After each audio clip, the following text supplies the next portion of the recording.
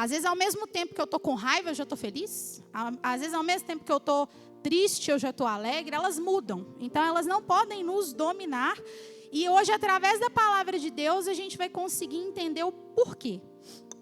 Quem vive apenas pelo que sente, não consegue permanecer firme em nada na vida. Quem vive apenas pelo que sente, não consegue permanecer firme em nada. E por quê? Porque isso atinge a nossa constância. Quando a gente escolhe ser constante em algo na nossa vida, significa que a gente propôs no nosso coração de fazer alguma coisa todos os dias, constantemente. Constantemente a gente realiza ali alguma tarefa. Constantemente a gente ora. Constantemente a gente toma banho. Constantemente a gente faz muitas coisas. E por que falar disso é importante? Porque se todos os dias a gente for fazer aquilo que a gente sente, nem sempre a gente vai fazer o que a gente precisa. E aí eu vou dar aqui um exemplo claro para a igreja entender o que eu estou querendo dizer. A gente tem que ser obediente à palavra de Deus, amém? Constantemente a gente tem que seguir aquilo que Deus nos determina. E uma das coisas que Deus nos determina é pedir perdão quando a gente fere alguém e liberar o perdão quando alguém fere a nossa pessoa. E aí, se a gente for se deixar ser dominado por aquilo que a gente sente, nem sempre a gente vai conseguir fazer isso. Nesse exemplo aqui já dá para entender, eu acredito claramente. Porque eu preciso liberar o perdão e eu preciso pedir o perdão, mas às vezes eu estou com raiva. E se eu for deixar o meu sentimento me dominar, eu vou conseguir ser constante na obediência na palavra de Deus? Não vou. Então, vocês estão entendendo por que as emoções, elas atrapalham na nossa constância?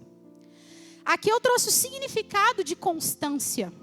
Constância significa persistência, insistência, frequência, ou ainda a qualidade daquele que não falta a uma tarefa ou a um dever. Então, quando a gente vive pelo que a gente sente, nós somos inconstantes em tudo. E aqui eu vou trazer para o espiritual. Principalmente inconstante no espiritual. Por quê? Às vezes a gente está com um sentimento que nos atrapalha a orar. Às vezes a gente está com um sentimento que nos atrapalha a jejuar. Que nos atrapalha a liberar o perdão para o irmão ou a pedir o perdão. Então, o sentimento, quando ele nos governa, ele nos atrapalha a ser constante. Ele nos atrapalha a buscar mais de Deus. E hoje nós vamos aprender sobre isso através de duas histórias na Bíblia. E a primeira delas está lá em 1 Reis. Quem quiser abrir para acompanhar comigo. 1 Reis, no capítulo 19, entre os versículos 1 a 15.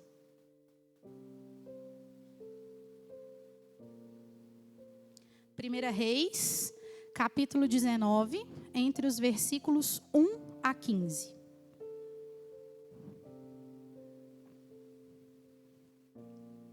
Todo mundo encontrou aí? Amém. Diz assim: o rei Acabe contou a sua esposa Jezabel tudo o que Elias havia feito e como havia matado à espada todos os profetas do Deus Baal. Aí ela mandou um mensageiro a Elias com o seguinte recado: que os deuses me matem, se até amanhã, a essa hora, eu não fizer com você o mesmo que você fez com os profetas. Elias ficou com medo e, para salvar a vida, fugiu com seu ajudante para a cidade de Berzeba, que ficava na região de Judá. Deixou ali o seu ajudante e foi para o deserto andando um dia inteiro. Aí parou, sentou-se na sombra de uma árvore e teve vontade de morrer. Então orou assim: já chega, ó Deus eterno. Acaba agora com minha vida. Eu sou um fracasso, como foram os meus antepassados. Elias se deitou debaixo da árvore e caiu no sono. De repente, um anjo tocou nele e disse: levante-se e coma. Elias olhou em volta e viu perto da sua cabeça um pão assado nas pedras e uma jarra de água. Ele comeu e bebeu e dormiu de novo. O anjo do Deus Eterno voltou e tocou nele pela segunda vez, dizendo: levante-se e coma, senão você não aguentará a viagem. Elias se levantou, comeu e bebeu, e a comida lhe deu força bastante para andar 40 dias e 40 noites até o Sinai, o monte sagrado. Ali ele entrou numa caverna para passar a noite, e de repente o Deus Eterno lhe perguntou: o que você está fazendo aqui, Elias? Ele respondeu: ó Eterno, Deus Todo-Poderoso, eu sempre tenho servido a ti e só a ti. Mas o povo de Israel quebrou o seu acordo contigo, derrubou os teus altares e matou todos os teus profetas. Eu sou o único que sobrou e eles estão querendo me matar. O Deus Eterno disse: saia e vá ficar diante de mim no alto do monte. Então o Eterno passou por ali e mandou um vento muito forte, que rachou os morros e quebrou as rochas em pedaços. Mas o Eterno não estava no vento. Quando o vento parou de soprar, veio um terremoto, porém o Eterno não estava no terremoto. Depois do terremoto veio um fogo, mas o Eterno não estava no fogo. E depois do fogo veio uma voz calma e suave. Quando Elias ouviu a voz, cobriu o rosto com a capa. Então saiu e ficou na entrada da caverna. E uma voz lhe disse: o que você está fazendo aqui, Elias? Ele respondeu: ó Eterno, Deus Todo-Poderoso, eu sempre tenho servido a ti e só a ti. Mas o povo de Israel quebrou o seu acordo contigo, derrubou os teus altares e matou todos os teus profetas. Eu sou o único que sobrou e eles estão querendo me matar.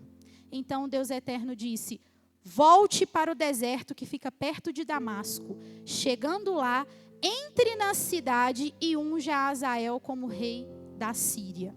Até aqui. Bom, nessa história que a gente acabou de ler, ela conta a história do profeta Elias. E nessa época aqui, um rei governava, e o nome desse rei era Acabe. E Acabe, apesar dele ser um homem que tinha poder, um homem que estava no trono, ele era um homem fraco em decisões e um homem que não se posicionava. E por que ele não se posicionava? Esse rei, a Bíblia nos conta que ele casou com uma mulher estrangeira chamada Jezabel. E essa mulher, ela adorava deuses pagãos. Ela era idólatra, principalmente o deus Baal. Ela prestava culto para esses deuses. Então, na época que Acabe casou com Jezabel, ela não só acreditava naqueles deuses para ela e para o povo dela, mas ela impôs também para o povo de Deus que adorassem esses deuses pagãos. Então, nessa época, altares idólatras foram levantados no meio do povo de Israel. Profetas do Senhor foram perseguidos e foram mortos. E então o povo de Deus, que tinha só o Senhor como único Deus, passou a ficar dividido. Ao mesmo tempo que eles queriam agradar a Deus, eles queriam também agradar a Jezabel e os deuses que ela acreditava. Então, diante dessa situação, por causa dessa idolatria, o Senhor permitiu que viesse uma grande seca. Uma seca muito, muito grande. A Bíblia nos conta que a terra parou de produzir. A fome se espalhou e se espalhou de um modo assim, tão catastrófico que alcançou até o palácio.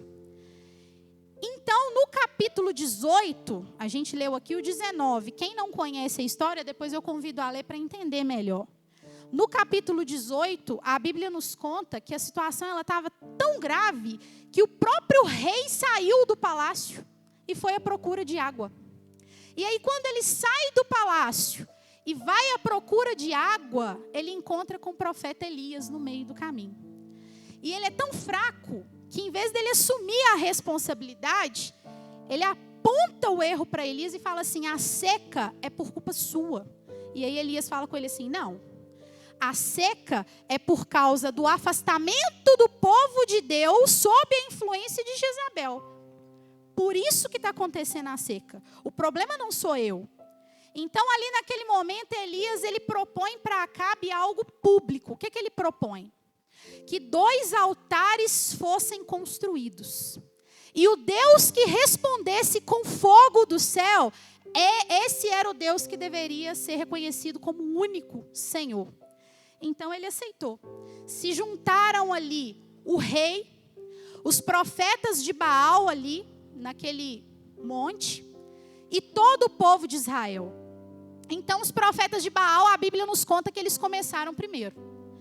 E aí eles clamam o dia todo. Quero imaginar eu que eles gritam, pulam, né? Eles se machucam, mas nada acontece. Nenhum fogo desce do céu. Não há resposta. Então chega a vez de Elias. E aí o que Elias faz? Ele vai lá, reconstrói o altar, joga água sobre o altar e faz uma oração simples. Quando ele termina a oração, a Bíblia nos conta que cai fogo do céu e queima tudo. Então aquele povo ali, naquele momento, reconhece o Senhor como o verdadeiro Deus. Então depois desse momento, Elias ora pela chuva, a chuva volta, a seca, o período de seca acaba. E aí nesse momento aqui parece estar tudo resolvido, né? Pronto, restou provado, né? Que os deuses da Jezabel não presta para nada, não existe, que só o Senhor é o verdadeiro Deus, então vitória completa. Não, só que aqui não tem a vitória completa. Porque como a gente leu aqui no capítulo 19, a Bíblia nos conta que algo inesperado acontece, porque quando a Jezabel fica sabendo do que aconteceu, ela ameaça a matar o profeta Elias, um grande homem de Deus. E nesse momento Acabe, que é o rei, ele se cala mais uma vez. Então, aquele mesmo profeta Elias, que enfrentou reis, enfrentou centenas de falsos profetas, agora ele foge. Ele foge com medo, ele foge cansado. E a Bíblia fala que ele vai para o deserto. Ele senta debaixo de uma árvore e fala: Deus, eu não aguento mais. Eu quero morrer. É isso que acontece. Então ali nesse episódio, Deus não repreende ele. Pelo contrário, Deus cuida dele. Deus alimenta ele. Deus faz ele descansar, Deus o fortalece, e aí ele vai para o Monte Horebe. Quando ele chega no Monte Horebe, há vento forte. A Bíblia nos fala que há terremoto e há fogo, mas Deus não estava neles. E aí após há uma voz mansa e suave, e ali Deus está, que foi o momento que Deus falou com Elias. Falou com Elias: olha, os meus planos, em outras palavras, continuam. Os meus propósitos, eles continuam mesmo diante das perseguições. Então, diante disso tudo, o que a gente pode concluir? Que o profeta Elias, ele tinha acabado de vivenciar um dos maiores milagres da Bíblia, porque afinal de contas, né, tinha caído fogo do céu. Então o povo, através daquele milagre, foi tão assim grandioso que eles reconheceram o Senhor como o único Deus. Então a igreja há de concordar comigo que naquele momento o profeta Elias estava no auge das suas emoções, porque ele era ser humano. Pensa nós hoje, vendo fogo descer do céu, vendo o mar vermelho se abrir, o rio Jordão se abrir. Pensa nós com os nossos olhos. Então ele estava ali no auge das suas emoções. E que emoções? Emoções boas, como fé, coragem, ousadia. Ele estava no auge das emoções boas. Mas, como eu disse no começo da palavra, as emoções, elas são instáveis. E por isso que a gente não pode deixar elas nos dominar. A gente viu que após o profeta ficar sabendo da ameaça de Jezabel, ele foge. Então agora aquele homem que enfrentou 450 profetas, ele foge de uma mulher. E por que ele foge de uma mulher? Porque ele permitiu que as emoções do medo e do cansaço emocional assumissem o controle. Eu vou repetir para a igreja entender. Por que o profeta Elias foge? Porque ele permitiu que as emoções do medo e do cansaço emocional assumissem o controle. Então, quando as nossas emoções governam as nossas decisões, a nossa constância desaparece. Pensem comigo, o profeta Elias aqui, ele não deixou de ser profeta. Aqui ele não perdeu a unção, mas ele perdeu a constância na fé. Ele fugiu com medo, ele pediu a morte. Aquela fé dele, que era constante, todos os dias ele estava ali acreditando que Deus é o Deus do impossível, o Deus que faz. Cadê? Sumiu, evaporou em questão de segundos. Por quê? Porque em questão de segundos, o emocional dele tomou conta. Então a gente viu, entre os versículos 11 a 19, que Deus, ele não estava no vento forte, quando ele foi para o Monte Horebe. Deus, ele não estava no terremoto, ele não estava no fogo, mas ele estava naquela voz mansa e naquela voz suave. E o que isso nos ensina? Que Deus não trabalha em qualquer tipo de descontrole, inclusive no emocional. Se o seu emocional está te governando, ele está descontrolado e Deus não vai trabalhar nisso. Então a gente tem que tomar cuidado. Quem anda com Deus, Igreja Batista, Tempo de Deus, aprende a ouvir mais e a reagir menos. Porque as emoções nos fazem ter reações e muitas das vezes reações erradas. E o que Deus quer ministrar no coração da igreja nessa noite? A emoção não pode ser nosso critério de decisão. A emoção não pode ser nosso critério de decisão. O que é isso? Eu não posso decidir nada quando eu estou com raiva. Eu não posso querer separar do meu marido quando eu estou com raiva. Eu não posso querer fugir quando eu estou com raiva. Eu não posso querer deixar de vir à igreja quando eu estou com raiva do irmão.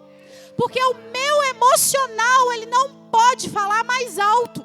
Ele não pode. Eu não posso desistir quando eu estou cansado. Não posso. Foi isso que aconteceu aqui com o profeta Elias.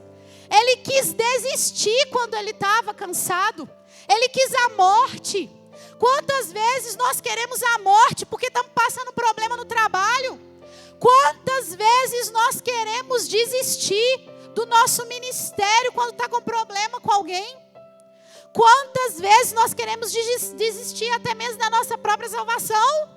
Porque a gente não consegue, porque eu não quero, porque Deus não me responde, porque Deus não faz a minha vontade no meu tempo. Não podemos desistir quando estivermos cansados. Não podemos parar porque não temos mais vontade.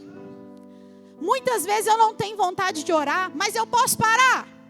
Eu posso parar, igreja. Muitas vezes eu não tenho vontade de jejuar, mas eu posso parar. Não, por quê? Porque as minhas emoções, aquilo que eu sinto, não pode me dominar. Porque se estiver dominando, está errado. Amém? Eu posso ouvir um glória a Deus? Então, constância é continuar, mesmo quando o sentimento muda. A constância é permanecer quando o meu emocional diz para parar. A constância é orar mesmo quando eu não tenho vontade de orar. A constância é servir mesmo quando eu não tenho reconhecimento, porque eu não estou buscando reconhecimento dos homens. É isso que é a constância. Lá em Gálatas 6:9 diz: não nos cansemos de fazer o bem. Deus, ele cuida das emoções, mas ele governa pela obediência. E por que eu afirmo isso com firmeza? Porque a história nos mostra que Deus alimentou Elias, Deus deixou ele descansar, mas depois disse: levanta-te e volta ao caminho. Por quê? Por causa da obediência. Por quê? Porque ele não deixou a emoção dominar. Uma hora ele voltou ali para a realidade e falou: opa, peraí, deixa eu levantar daqui, deixa eu reagir. Então Deus, ele quer nos mostrar através dessa palavra que as emoções, elas passam, mas as promessas de Deus, elas permanecem. Os nossos sentimentos, eles mudam, mas a palavra de Deus, ela não muda. Quem vive refém das emoções sempre começa animado, mas aí depois para no meio do caminho. Nunca constrói algo duradouro, mas quem escolhe a constância não vive de picos emocionais, mas de compromisso com Deus. E essa daqui eu vou repetir, porque Deus quer ministrar em nós. E Ele ministrou em mim primeiro, porque isso aqui Ele trabalhou muito comigo. Porque eu acho que todo mundo tem isso, né? Do emocional, às vezes, falar mais alto.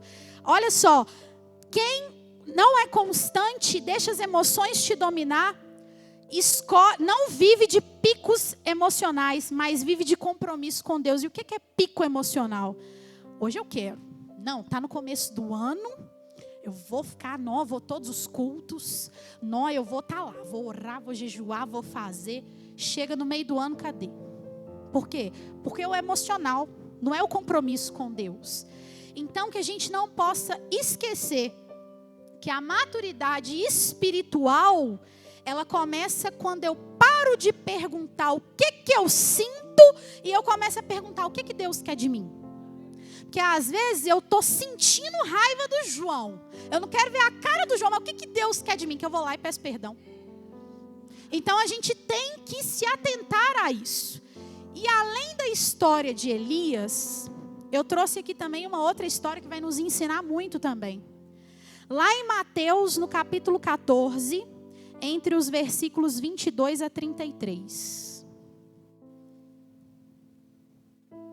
Mateus, capítulo 14, entre os versículos 22 a 33.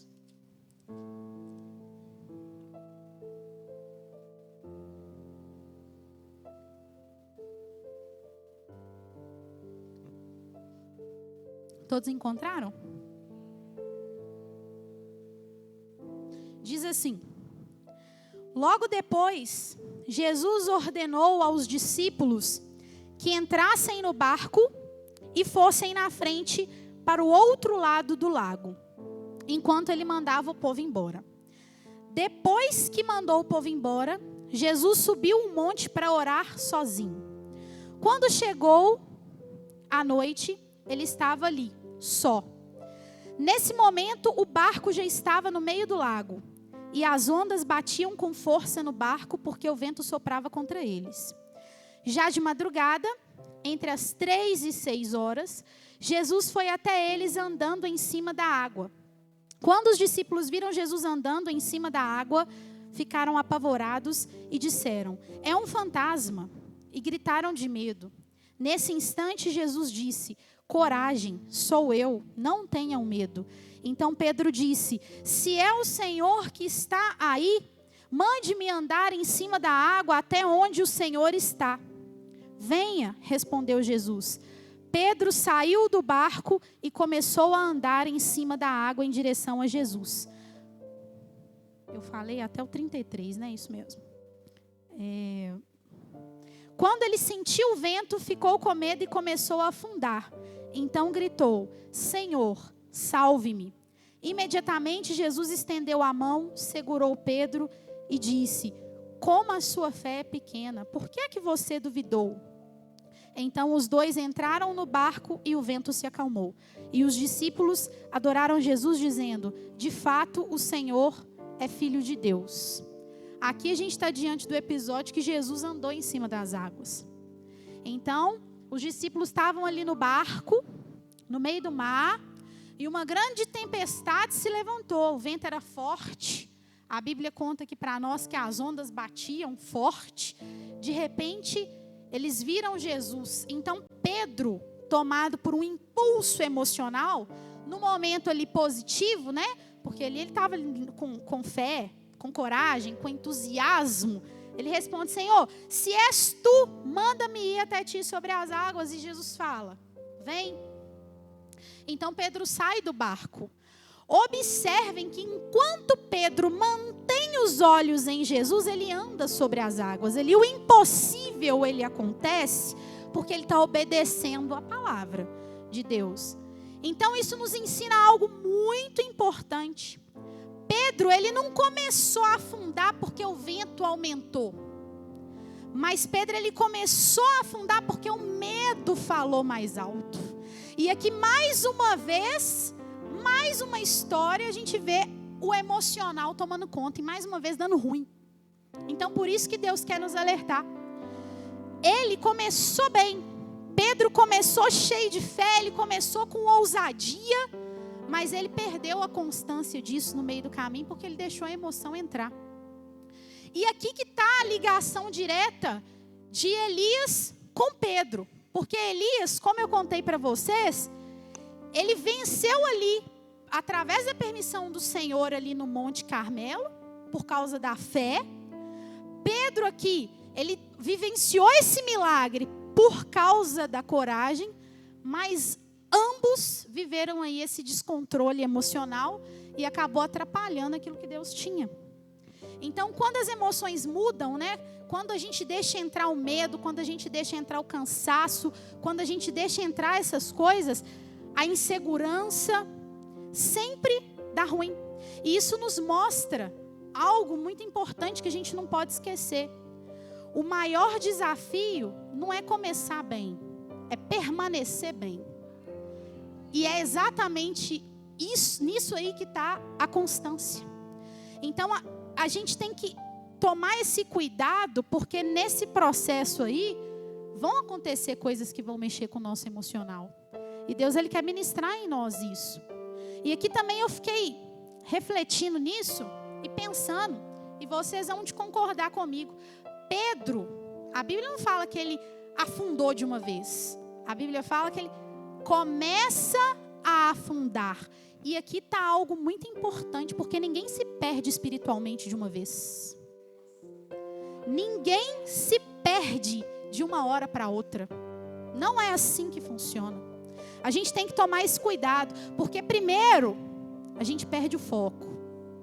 Depois a gente perde a constância. Depois que a gente perde a constância, que a gente começa a afundar. E aí que tá. Se você está afundado, Deus quer te despertar. Deus, Ele te trouxe aqui para isso, para te tirar do lugar que você se encontra hoje. E mesmo assim, reparem que mesmo diante disso, Jesus, Ele estende a mão e Ele pergunta: por que duvidaste? E sabe por que Jesus, Ele te trouxe aqui? Porque Ele quer te perguntar hoje assim, ó: por que você deixou o que sentia falar mais alto do que a minha palavra? Por quê? Reflete e ora. No momento que a gente for orar, que a gente for clamar a Deus, fala com o Senhor, pede a Ele perdão por isso. Então essa história, ela nos ensina que a fé verdadeira não é viver de impulsos emocionais, porque viver de impulsos emocionais é muito fácil, mas é viver de constância. Constância. E aqui eu trouxe até um outro exemplo para a gente, porque a gente hoje tá na primeira semana do ano. A primeira semana a gente ainda está animadão, né? Esse ano eu vou emagrecer. Esse ano eu vou conseguir, vou orar. Nossa, meu trabalho, você vai ver, esse ano vai. E aí, você vai permitir que seja apenas um impulso emocional? Ou você vai pegar essa palavra que Deus está te dando nessa noite e vai falar: não, eu tomo posse dela e esse ano realmente vai ser diferente? Como que vai ser? Deus, Ele quer falar isso conosco, Ele quer ministrar isso em nós. Não deixe, igreja, que aquilo que você está planejando morra em junho, morra em julho ou aí até agosto, mas vai até o final, cresce. Vamos crescer juntos, que é isso que Deus quer. Eu vou chamando por enquanto aqui o pessoal do louvor. Se vocês quiserem subir, já pode ficar à vontade. Então, quem vive apenas de momentos emocionais sempre começa animado, mas não sustenta o processo, que é o mais difícil. Então a constância, ela é continuar andando mesmo quando a tempestade não para, mesmo quando o medo tenta te dominar, mesmo quando a sua emoção oscila. Isso é a constância. Nesse ano de 2026, Deus, Ele quer de nós constância. A Natália pregou no domingo, quem estava aqui, ela disse: organize o emocional. Coloque em ordem o emocional. Na hora que ela falou isso através da palavra, eu falei, não, bacana.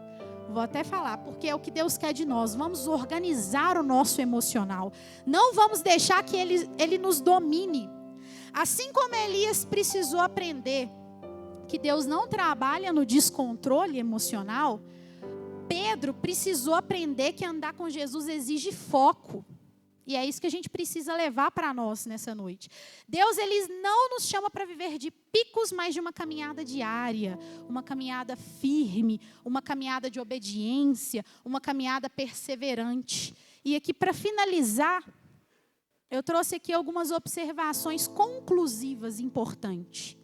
O vento, o que é o vento? São as dificuldades, são os problemas. Eles não vão mudar. Eles vão vir.